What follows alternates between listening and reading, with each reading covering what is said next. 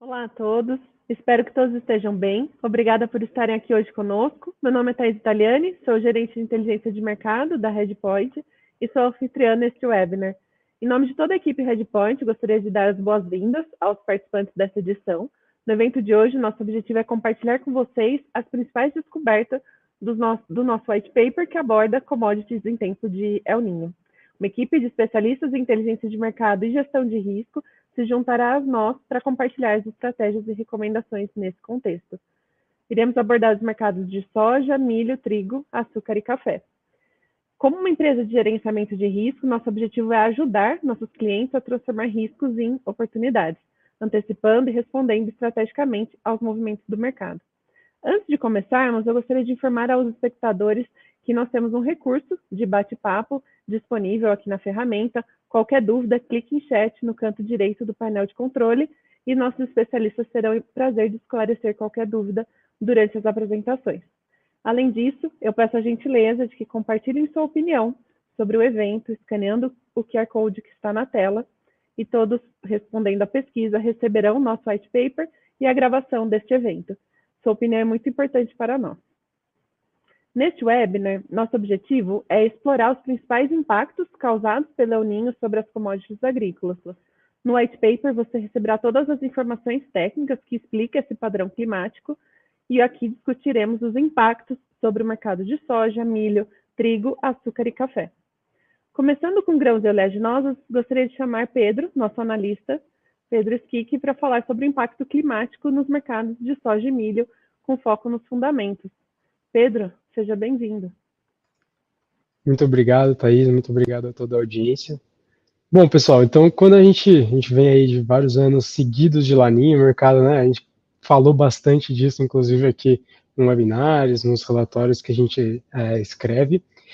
E agora a gente volta para um El Niño que a gente não via já há alguns anos. O último El Niño com bastante força que a gente viu foi lá em 2015. Houveram outros eventos positivos, mas com maior força foi esse último.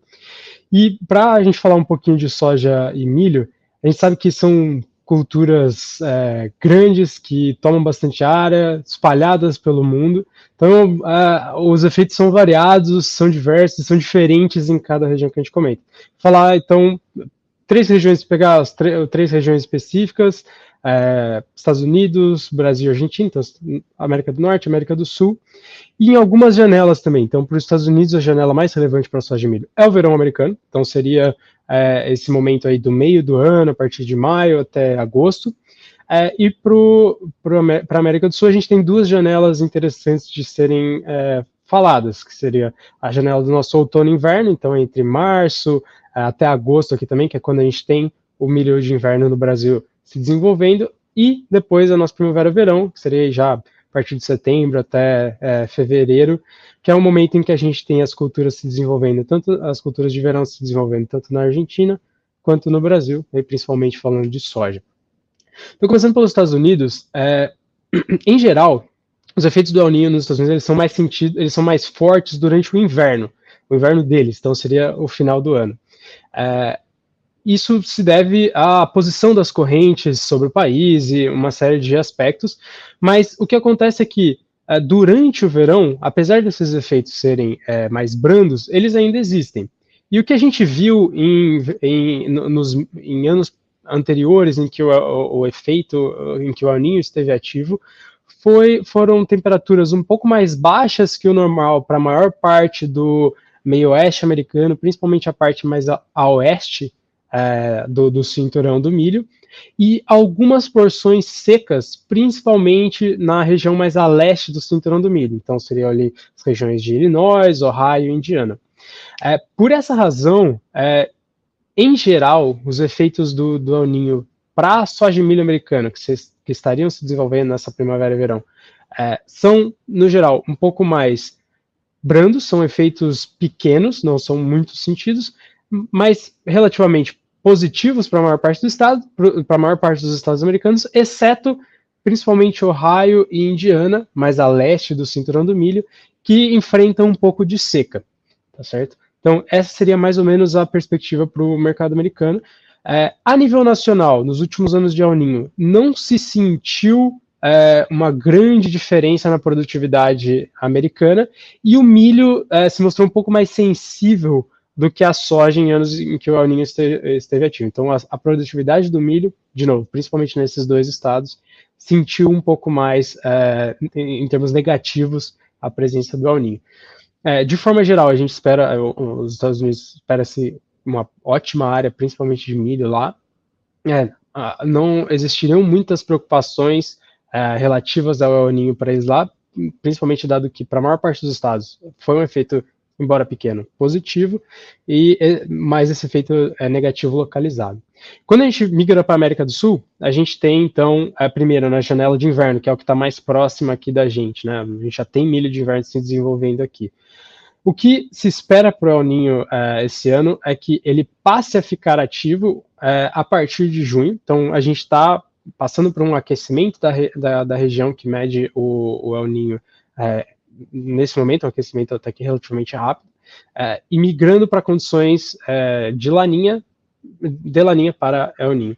Então, a gente espera que ele passe a se tornar ativo a partir de junho, que seria já o período final do desenvolvimento do milho de inverno no Brasil.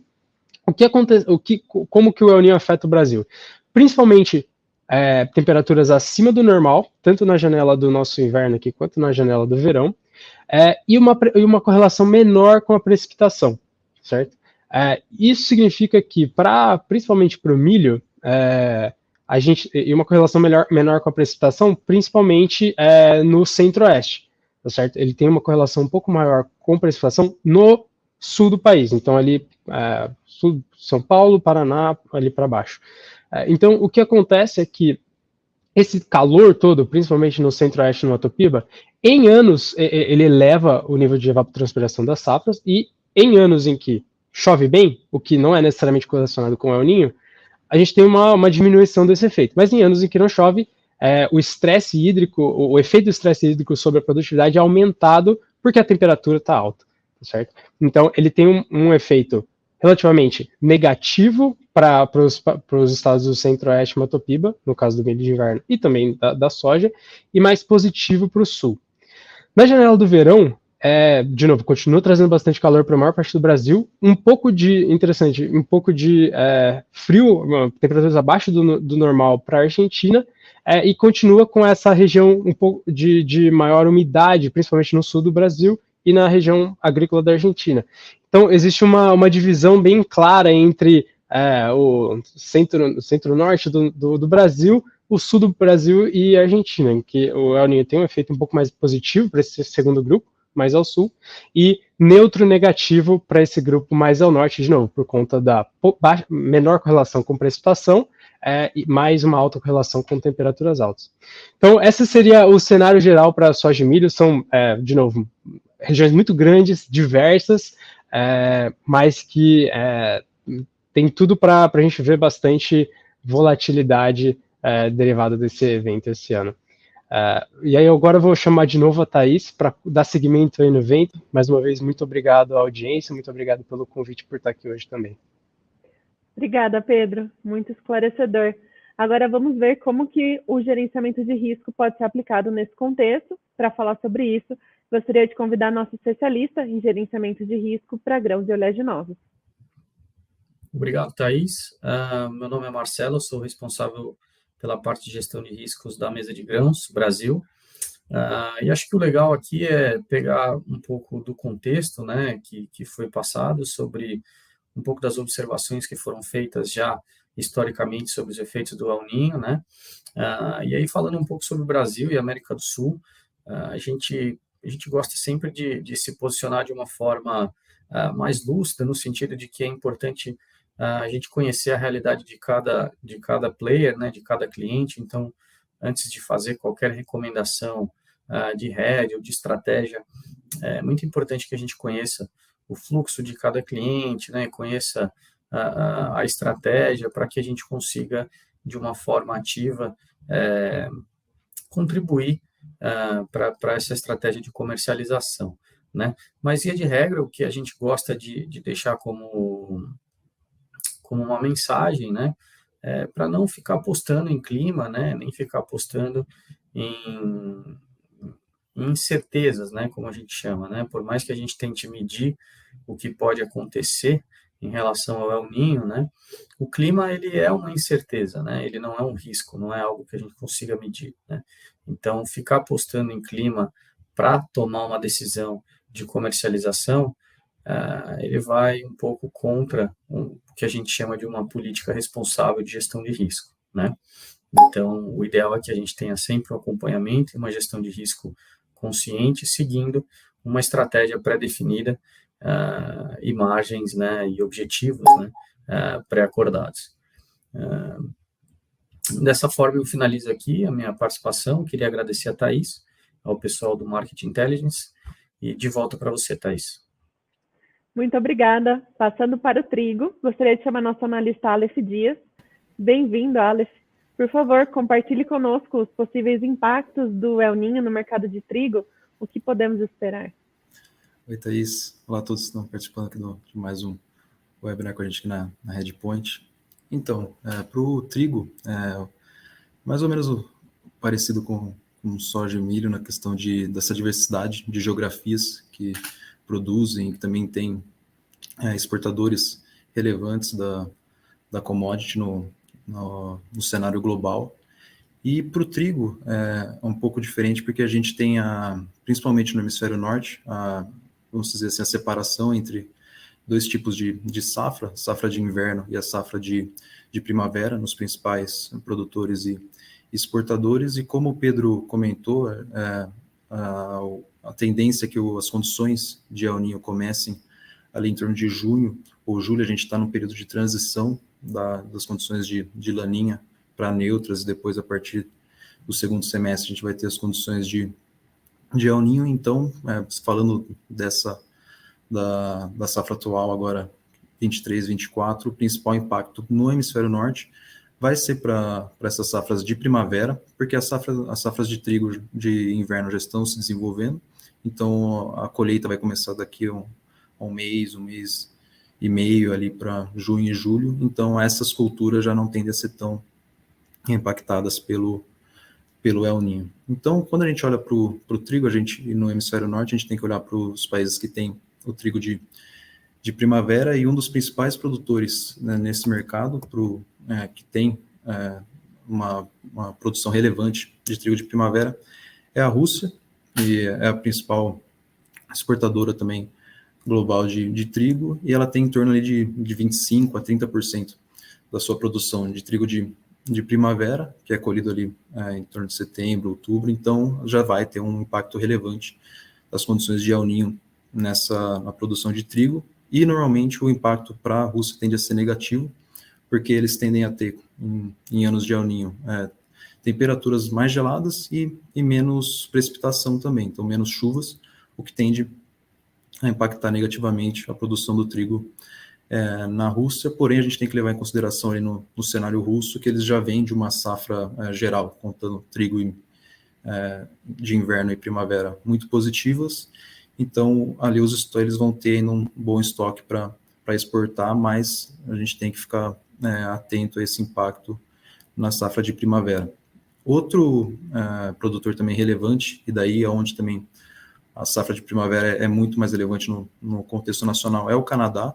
O Canadá tem em torno de 90% da sua produção de trigo de primavera. Então, para o Canadá, esse impacto é muito relevante e tende a ser também negativo, não tão claro, vamos dizer assim, um impacto quanto é para a Rússia, quando a gente olha para anos anteriores de El Niño, mas tende a ter normalmente também um impacto mais negativo. Daí são temperaturas mais quentes normalmente e um tempo mais seco também. Só que também no contexto canadense, a gente tem que levar em conta que nós tivemos as estimativas de safra soltadas pelo Ministério de Agricultura do Canadá, onde mostrou um aumento de 6% da área plantada para essa próxima safra. Então, talvez esse impacto do El Niño pode ser compensado pela maior área ali plantada no Canadá. E fechando essa parte do hemisfério norte, a gente tem os Estados Unidos, também falando aqui da safra de primavera. Daí, para os Estados Unidos, o impacto do El Niño tende a ser mais positivo no período ali é chave para o desenvolvimento do trigo de primavera, com temperaturas um pouco mais geladas, mas com mais precipitação. Então, a gente pode ter um impacto positivo aí na produção de trigo primavera dos Estados Unidos, também é em torno de 25% a 30% da safra americana, então pode também ajudar a offsetar um pouco do impacto negativo das condições que a gente está observando até agora para o trigo de inverno nos Estados Unidos. Então, no geral, aí a gente tem impacto negativo para Canadá e Rússia, e um mais positivo aí para os Estados Unidos no trigo de primavera. E daí, a gente já olhando para o hemisfério sul, onde as safras começam a ser plantadas por agora, entre maio e junho, vão ser colhidas mais para o final do ano. A gente tem duas principais regiões que a gente precisa prestar atenção. Uma é a Argentina e também o Brasil, né, são relevantes ali aqui para o mercado sul-americano. E para esses dois países, principalmente, daí quando a gente fala para Brasil, ali no sul do Brasil, onde se concentra a maioria da produção de trigo, o El Niño tende a ser positivo para as safras, porque ele também tende a trazer temperaturas um pouco abaixo da média, mas também mais precipitação. Então, aqui no cenário, principalmente sul-americano, o El Niño pode ajudar aí a gente ter uma safra 23, 24, com uma produção maior do que a safra passada, principalmente porque as condições na Argentina vão ser muito melhores, a área também plantada tende a ser maior nessa safra, então o El Niño vai contribuir aí para produções positivas tanto na Argentina quanto no Brasil.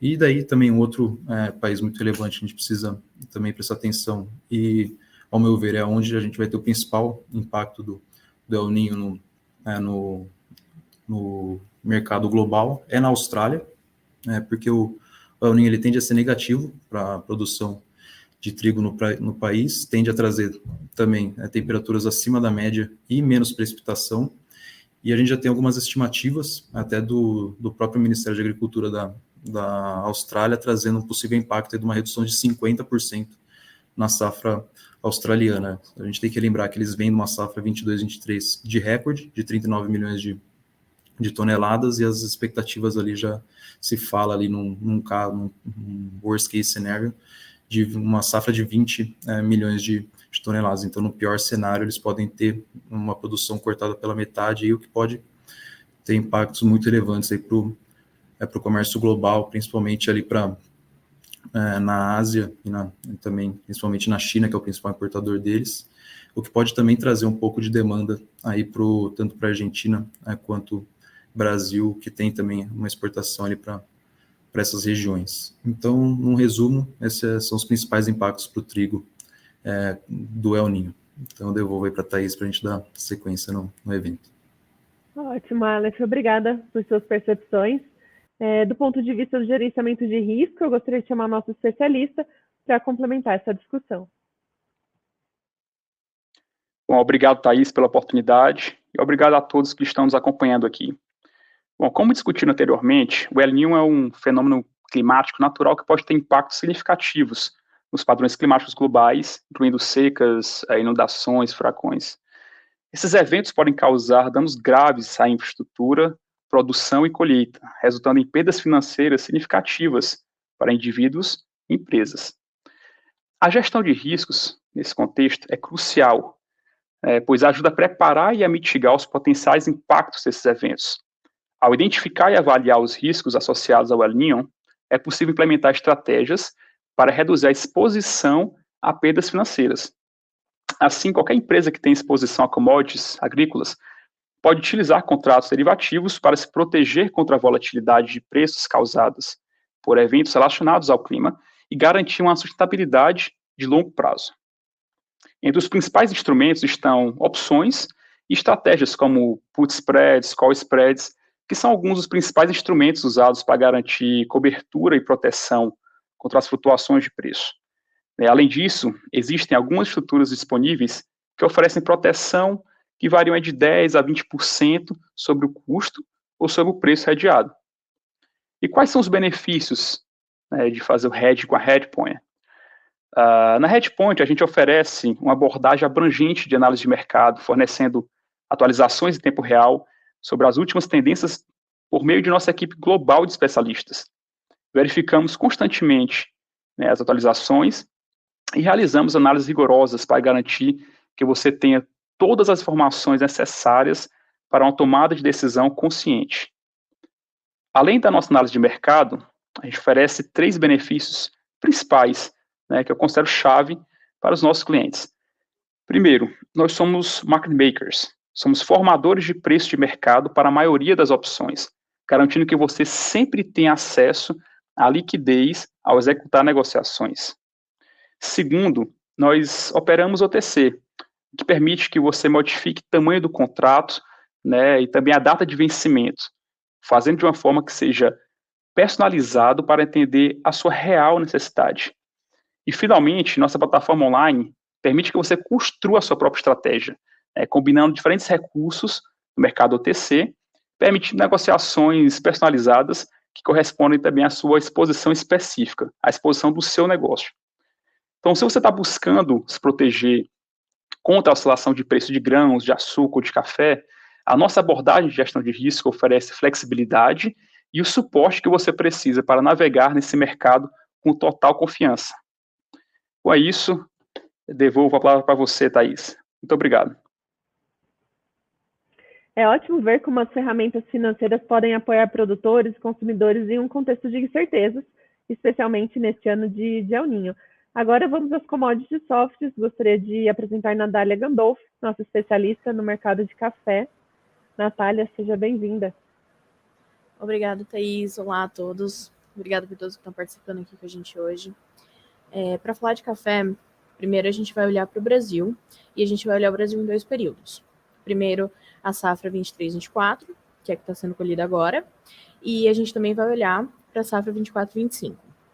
Para a safra 23-24, a maior preocupação é a correlação, ainda que pequena, com as chuvas, pois existe a possibilidade de ocorrência de chuvas muito acima do normal nesse período, o que pode prejudicar tanto o ritmo de colheita quanto a qualidade da colheita, né? Então, a gente teve, para essa safra, uma florada grande, uniforme, e a colheita ela deveria correr com mais velocidade agora nesse momento, porém com a chuva a gente tem esse atraso, e a chuva ela também pode causar a queda dos frutos e a fermentação dos frutos no chão, né? Então existe aí uma porcentagem que seria de fato perdida, mas de forma geral a maior preocupação é com a qualidade desses frutos que podem cair ao solo, né? E agora a gente olha para 24-25 também, né? Que é a safra que começa a desenvolver em setembro, né? A gente tem as floradas em setembro, outubro, e o desenvolvimento ao longo da primavera e do verão. Durante esse período, o El Niño ele pode causar temperaturas mais altas e uma diminuição no regime de chuvas. Então, isso pode prejudicar, sim, o desenvolvimento da safra 24-25 no Brasil, né? Historicamente, a gente olha para as safras aqui no Brasil, né? As safras 3-4, a 7-8, a 10-11 e a 16-17, né? Que foram os anos em que a gente teve o El Niño acontecendo durante os principais períodos do desenvolvimento, né? Que a gente está considerando da pós-florada até a maturação dos frutos, né? E considerando todos esses anos, com exceção do 16-17, que é um outlier por conta da quebra que a gente teve no 14-15, 15-16, né, a produção de arábica caiu 5% nos anos de El Niño, né, e nos anos de El Niño e anos neutro-positivos, né, que é quando a gente está caminhando para o El Niño, a gente tem uma queda média de 4%. E no Conilon, a gente tem uma queda média de 10% nos anos de El Niño e 3% nos anos neutro-positivo e El Niño, né. E a segunda região que a gente vai olhar agora nesse período é a América Central. As temperaturas elas tendem a ficar acima da média durante o período de florada e enchimento dos frutos, né? E a maior preocupação é a ocorrência da florada, então a alteração do regime de chuvas, o aumento das temperaturas e aí essa prejudicar efetivamente o desenvolvimento dos frutos que já ocorreram na florada, né? E a gente pegando, por exemplo, Honduras como proxy, né? A gente tem 2 ciclos em que o El Niño afetou a safra dos países da América Central, exatamente nesse período, né, que foram as safras 2-3 e a 15-16, né, e aí a gente teve uma queda média entre todos os anos de El Niño e anos neutro positivo no país, uma queda de 3% na produção de Honduras, tomando Honduras como proxy para a América Central. Então, por isso que o El Niño, assim como a gente teve o Laninha nos últimos anos afetando a produção de café, o El Niño, ele também se mostra um ponto importante de atenção para as safras 23, 24 e 24, 25. Agora eu devolvo para a Thaís. Muito obrigada. Excelente. Muito obrigada, Natália. Agora eu convido o nosso especialista em gerenciamento de risco para complementar os pontos destacados pela Natália e trazer para a gente como utilizar ferramentas de gerenciamento neste contexto de maior volatilidade. Olá, Thaís, boa tarde a todos. Obrigado pela oportunidade aqui. Então, Thaís, nós sabemos que os efeitos do El Niño e da Laninha sempre afetaram não só o mercado de café, né, mas como todas as outras commodities. E para o segundo semestre desse ano, temos uma previsão de um El Niño mais intenso, trazendo um pouco mais de chuvas durante o período da colheita. E como é sabido, chuvas durante esse período de colheita, elas são prejudiciais à qualidade do grão de café, influenciando negativamente na qualidade da safra atual. Resta saber agora se esse impacto vai ser refletido nos preços ou nos diferenciais brasileiros. Ou seja, isso seria somente mais um fator para o aumento da volatilidade no mercado de café. E uma volatilidade alta, por um lado, ela pode ser boa para o produtor, pois traz possibilidades dele vender o seu café a um nível melhor. Porém, por outro lado, é importante que o produtor esteja muito bem protegido contra um movimento contrário à sua posição. Aqui na Redpoint, nós procuramos entender a real necessidade do cliente e traçamos estratégias para tentar minimizar ao máximo os impactos de uma diversidade nos preços. E aqui nós utilizamos diversas estratégias, como, por exemplo, estruturas de opções visando um direcional, spread de opções e até mesmo opções com barreira, o que proporciona uma proteção até um determinado preço com um custo muito reduzido. Nós, especialistas de café da Redpoint, estamos à disposição para discutir essas e outras estratégias a fim de se proteger contra essa alta volatilidade do mercado de café. Bom, dito isso, volto com você, Thaís. Muito obrigado. Excelente, obrigada. Convido o nosso especialista de mercado, Lívia Coda, para detalhar o que podemos esperar de impactos para o mercado global de açúcar. Lívia, bem-vinda. Obrigada, Thaisa. É uma honra estar aqui, poder dividir esse espaço com vocês. E eu agradeço toda a audiência que está aqui com a gente até o momento. Com relação, então, ao mercado de açúcar, os efeitos do El Niño eles tendem a variar, assim como os meus colegas já abordaram, de acordo com a intensidade, momento e região, né? Portanto, esse padrão climático, ele pode chegar a ser tanto prejudicial ou benéfico, a depender de cada uma dessas características. Os principais países produtores de açúcar, e aí a gente acaba entrando já nas regiões de interesse, são Índia, Tailândia, Brasil, e a gente também tem um pouco na região da América Central e na Europa, né? E as culturas são diferentes. Então, enquanto a Europa produz a partir da beterraba, esses outros países e regiões produzem a partir da cana, né? Então, vamos pensar que, dependendo do efeito de alteração climática que esse evento traz, ele pode ser tanto benéfico como prejudicial, a depender do estágio de desenvolvimento de cada uma das culturas, né? Então, falando um pouquinho do que a gente espera e do que está acontecendo no mercado, dado a intensificação e a chegada na intensificação e antecipação do El Niño, hoje já estamos vendo que talvez seja positivo a partir de junho, mas a probabilidade dele já aumenta desde a janela de maio a julho, a gente pode ter alguns efeitos diferenciados. Então, por exemplo, na Índia, se o El Niño de fato acontecesse a partir de setembro, ele poderia deixar mais seco num período em que a cana está concentrando sacarose, podendo ser positivo. Porém, a gente vendo essa antecipação e começando em junho, ele pode prejudicar a formação da monção, então prejudicar as chuvas que acontecem no Sudeste Asiático e, portanto, o desenvolvimento da safra que será colhida 23, 24 do Hemisfério Norte. Estamos numa situação de déficit, dado toda a diversidade climática acontecida nos últimos anos, em especial no hemisfério norte, né? Então, você ter um prejuízo na produção da Índia e da Tailândia novamente esse ano, traria uma intensificação desse déficit, que já está corroborando com a curva que nós vemos hoje. Então, quando nós vemos a curva de açúcar, ela está invertida, e nós temos uma força no spread de março e maio, porque já se precifica uma falta desses países na disponibilidade global, certo? E quando a gente vem para outras regiões, como, por exemplo, o Brasil, conversa muito com o que a Natália trouxe do café, né? Hoje, quando a gente vê uma possibilidade de maiores chuvas no inverno, isso pode atrapalhar tanto o desenvolvimento da cana, né, dela não concentrar tanta sacarose, porque ela já está no período de maturação, então ela não concentraria tanto, teria menos produto, uma qualidade pior, assim como traria dificuldade de moagem, o que pode também impactar na disponibilidade do Brasil ainda esse ano, de 23 e 24, né? Para 24 e 25, um clima mais seco durante a fase de desenvolvimento da cana também pode prejudicar a colheita do ano que vem, né? Em outras regiões, como, por exemplo, a América Central, o calor e a seca também trariam uma dificuldade para a safra 23 e 24 de outubro a setembro, né? Só que esses países, a gente sabe que eles investiram bastante em irrigação, então essa tecnologia pode mitigar um pouco o prejuízo que o evento climático traria.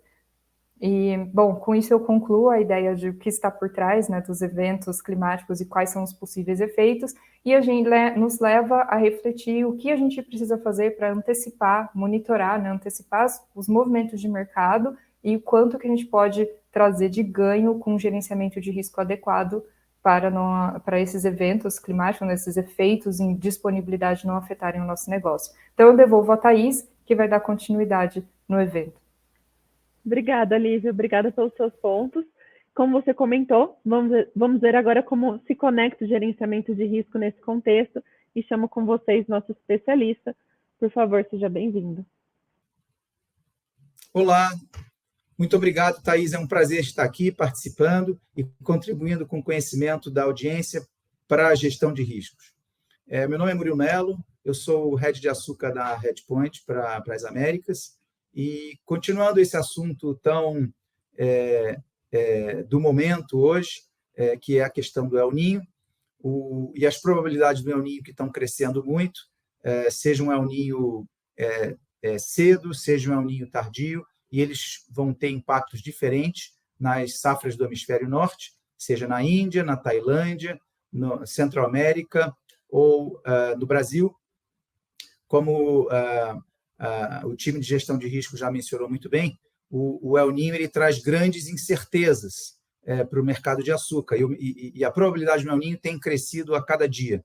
Nós praticamente temos sacramentado que nós teremos um El Niño esse ano, e com isso ele traz muitas incertezas e traz também um desafio muito grande para a gestão de risco e a implementação das políticas de gestão de risco dos nossos clientes, sejam produtores de açúcar, sejam consumidores.